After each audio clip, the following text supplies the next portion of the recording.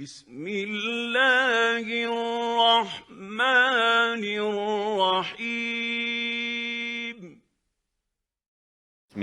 الرحمن الرحیم بسم اللہ الرحمن الرحیم فصل سوم در مستحبات وضو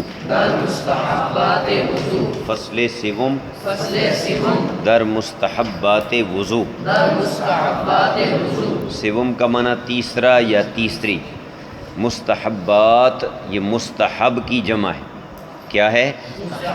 مستحب کی جمع ہے، اور مستحب اس کام کو کہتے ہیں کہ جسے کرنا پسندیدہ ہو، بزرگان دین نے جس کو کرنا پسند کیا ہو، یا نبی کریم صلی اللہ تعالی علیہ وسلم نے جس کا کرنا پسند کیا ہو، اسے مستحب کہتے ہیں۔ اچھا کام، پسندیدہ کام، مستحب کا یہ معنی ہے۔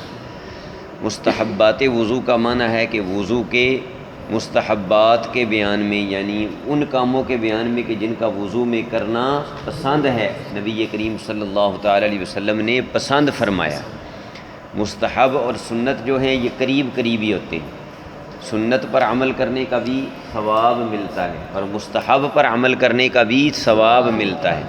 فرق یہ ہے کہ سنت کو چھوڑنے کی جو عادت بنا لے وہ گناہ گار ہوگا، لیکن مستحب کو چھوڑنے پہ بندہ گناہ گار نہیں ہوتا، ٹھیک ہے جی۔ لیکن اس سے اس عمل میں برکت پیدا ہوتی ہے، نورانیت آتی ہے، ثواب میں اور زیادہ اضافہ ہو جاتا ہے۔ تیسری فصل وضو کے مستحبات کے بیان میں، در وضو شش ز مستحبات است، در وضو شش ز مستحبات است، نیت و زاں سپس موالات است، نیت و زاں سپس موالات است۔ در وضو کا معنی ہے وضو میں، در کا لفظ آپ پڑھ چکے ہیں، حروف جارہ میں سے ہے۔ در کا معنی کیا ہے؟ میں۔ شش معنی چھ، ز مستحبات، مستحبات میں سے، مستحبات میں سے، از یا زا ان کا معنی ہوتا ہے سے، سمجھ آئی ہے؟ از مستحبات ہے اصل میں، لیکن از کا حمزہ ختم کر دیا گیا اور اس کو زیر دے کر آگے ملا دیا گیا۔ ز مستحبات کا ترجمہ کیا ہوگا؟ مستحبات میں سے۔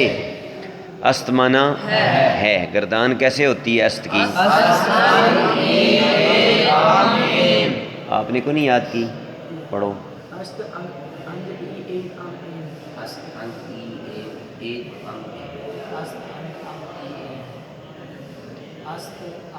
اند، ای، اید، ام، ایم۔ پھر پڑھیں، اند، صحیح طرح یاد کریں نا، اچھی طرح یاد کریں ان کو۔ نیت کا معنی ہوتا ہے دلی ارادہ، نیت کا معنی کیا ہے؟ دل کا پکا ارادہ۔ زاں اصل میں از آں ہے، اور سپس کا معنی ہوتا ہے بعد یا پھر، یہ پڑھا ہے نا آپ نے، پس سپس، پس کا معنی پھر یا بعد۔ زاں سپس کا معنی ہے اس کے بعد، اس سے بعد یا اس کے بعد۔ از آں کا معنی اس سے، سپس کا معنی بعد۔ موالات کا معنی ہوتا ہے لگاتار کوئی کام کرنا، پے در پے۔ موالات کا معنی ہے لگاتار، یعنی وقفے کے بغیر، وقفے کے بغیر کوئی کام کرنا۔ وضو میں چھ چیزیں مستحبات میں سے ہیں، نیت، اور اس کے بعد پے در پے وضو کرنا ہے۔ ایک تو نیت کرنا مستحب ہے، نیت دل کے ارادے کا نام ہے نا، تو دل میں ارادہ کیا ہو کہ میں وضو کر رہا ہوں تاکہ میں پاک ہو جاؤں، یا میں وضو کر رہا ہوں تاکہ میں نماز پڑھوں، نماز پڑھنے کے قابل ہو جاؤں، قرآن پاک کو ہاتھ لگانے کے قابل ہو جاؤں۔ یہ سارے کام بغیر وضو کے جائز نہیں ہے نا، قرآن پاک کو چھونا بغیر وضو کے ٹھیک نہیں، نماز بغیر وضو کے نہیں پڑھی جا سکتی، تو وہ نیت کیا کرے گا؟ بولو کہ میں وضو کر رہا ہوں تاکہ میں پاک ہو جاؤں، یا میں وضو کر رہا ہوں تاکہ نماز پڑھنا اور قرآن پاک کو چھونا میرے لیے ٹھیک ہو جائے. یہ نیت ہوگی، دل میں یہ ارادہ ہوگا. منہ سے کہنے کی بات نہیں ہو رہی. نیت منہ سے کہنے کو نہیں کہتے، نیت دل کے ارادے کو کہتے ہیں. سمجھ آ گئی؟ دوسرا کام جو مستحب ہے وہ ہے پے در پے، لگاتار. اس کا کیا مطلب ہے؟ مطلب یہ ہے کہ وقفہ نہ کرے. منہ دھونے کے بعد ایسا نہیں کہ منہ دھو کے تو پھر روٹی کھانی شروع کر دے اور پھر بازو دھوئے اور پھر چائے پیے اور پھر جو ہے وہ مسح کرے یا پاؤں دھوئے. تو اس طرح نہ کرے. لگاتار اعضاء کو جو دھونے والے ہیں ان کو دھونا، مسح کرنے والوں کا مسح کرنا، کہ ابھی پچھلا عضو خشک نہ ہو کہ اگلے کو دھونا شروع کر دیا جائے. یہ ہے موالات.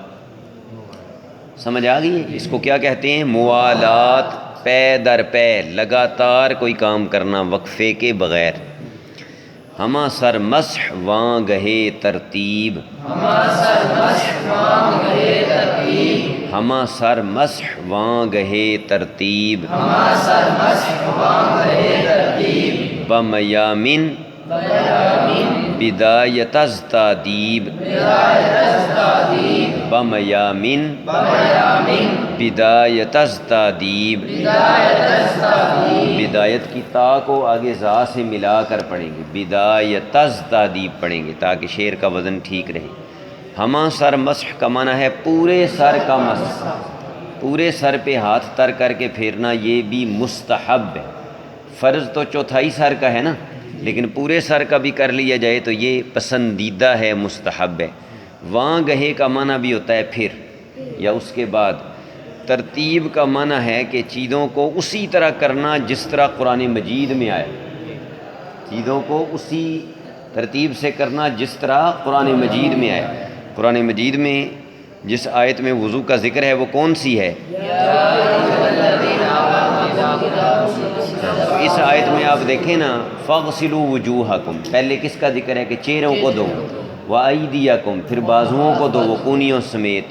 وَامْسَحُوا بِرُؤُوسِكُمْ، سروں کا مسح کرو. وَأَرْجُلَكُمْ إِلَى الْكَعْبَيْنِ، اور پاؤں کو ٹخنوں سمیت دھو. تو جس ترتیب سے قرآن کریم میں ذکر کیا گیا ہے اس ترتیب سے وضو کرنا یہ بھی کیا ہے؟ مستحب ہے. کیا ہے؟ مستحب ہے، یعنی پسندیدہ ہے. اس کو ترتیب کہتے ہیں. میامن، با میامن، با الگ ہے، میامن الگ ہے. میامن کا معنی ہوتا ہے دائیں جانب. میامن کا معنی کیا ہے؟ دائیں جانب. کچھ اعضاء ایسے ہیں نا جو دو ہیں، یرحمک اللہ. کچھ اعضاء دو ہیں نا، جیسے بازو دو ہیں، پاؤں دو ہیں، ان میں ایک دایاں ہو گیا ایک بایاں ہو گیا. تو میامن کسے کہتے ہیں؟ دائیں جانب والے. جمع کا صیغہ ہے، یعنی دایاں بازو بھی اس میں آ گیا، دایاں پاؤں بھی آ گیا. بدایت کا معنی ہوتا ہے شروع کرنا. یہ مصدر عربی زبان کا بدایت، شروع کرنا. بدأ یبدأ بدایتاً، ٹھیک ہے جی، آغاز کرنا. بدایت کا معنی شروع کرنا. از تادیب کا معنی ادب میں سے ہے، یعنی مستحبات میں سے ہے. تادیب کا معنی بھی وہی ہے جو مستحب کا ہے، یعنی یہ بھی وضو کے آداب میں سے ہے. وضو کے آداب میں سے ہے. پورے سر کا مسح، پھر ترتیب سے وضو کرنا، دائیں جانب سے شروع کرنا آداب میں سے ہے. دائیں جانب سے شروع کرنے کا مطلب کیا ہے کہ پہلے دایاں بازو دھوئے، پہلے دایاں پاؤں دھوئے. سمجھ آ گئی؟ یہ سنت ہے. نبی کریم صلی اللہ تعالی علیہ وسلم کو ہر معاملے میں دائیں جانب سے ابتدا کرنا پسند تھا. ٹھیک ہے، کسی کو کوئی چیز دیتے اگر مجلس میں تو دائیں جانب سے آپ آغاز کرتے تھے دینے کا. یہ آپ کی سنت ہے، اور یہ سنتیں یاد رکھنی چاہیے، ان پر عمل کی کوشش کرنی چاہیے. گر تو مسح از سرے عمل گیری، مسح گردن ازیں قبل گیری. قبل نہیں ہے، یہ قبل ہے، قاف کے نیچے زیر ہے. گر تو مسح از سرے عمل گیری، مسح گردن ازیں قبل گیری. گر کا معنی کیا ہوتا ہے؟ اگر. از سر عمل کا معنی ہوگا عمل کے ارادے سے. از سر عمل کا معنی عمل کے ارادے سے، سر کا لفظ یہاں ارادے کے معنی میں، از سر عمل، از سر عمل کا معنی عمل کے ارادے سے، گیری کا معنی پکڑے، لفظی معنی تو پکڑے ہے لیکن یہاں معنی ہے اختیار کرے، اگر تو مسح عمل کے ارادے سے اختیار کرے۔ مسح گردن کا معنی گردن کا مسح، ازیں قبل، ازیں اصل میں ازیں، قبل کا معنی ہوتا ہے قسم، قبل کا معنی کیا ہے؟ قسم، ازیں قبل کا معنی اسی قسم میں سے، گیری کا معنی شمار کر یا اختیار کر، گرفتن کا معنی لینا یا پکڑنا ہوتا ہے نا لفظی معنی، لیکن یہاں اس کا لفظی معنی نہیں کر رہے، با محاورہ معنی کرے، با محاورہ کا معنی ہے اختیار کرنا، با محاورہ معنی اس کا کیا ہے؟ اختیار کرنا۔ اگر تو عمل کے ارادے سے سر کا مسح کرے تو گردن کا مسح بھی اسی قسم میں سے شمار کر۔ کیا مطلب کہ جس طرح سر کا مسح کرنا سنت اور مستحب ہے، اسی طرح گردن کا مسح، گردن یہ پیچھے والے حصے کو کہا جاتا ہے اس کو، ٹھیک ہے، یہ آگے والے کو گلا کہتے ہیں، پیچھے والے کو گردن کہتے ہیں، تو گردن کے حصے کا مسح کرنا بھی اسی قسم میں سے ہے، مطلب ہے وہ بھی مستحبات میں سے، وہ بھی کن میں سے ہے؟ مستحبات میں سے۔ اگر سر کا مسح کر رہے ہو عمل کی نیت سے تو پھر ساتھ گردن کا مسح بھی کرو، یہ بھی مستحبات میں سے۔ تو اس طرح کتنے مستحب ہو گئے؟ 6 مستحبات وضو کے مکمل ہو گئے۔ پہلا کیا ہے؟ نیت کرنا، پہلا مستحب کیا ہے؟ دوسرا لگاتار وضو کرنا، پے در پے لگاتار۔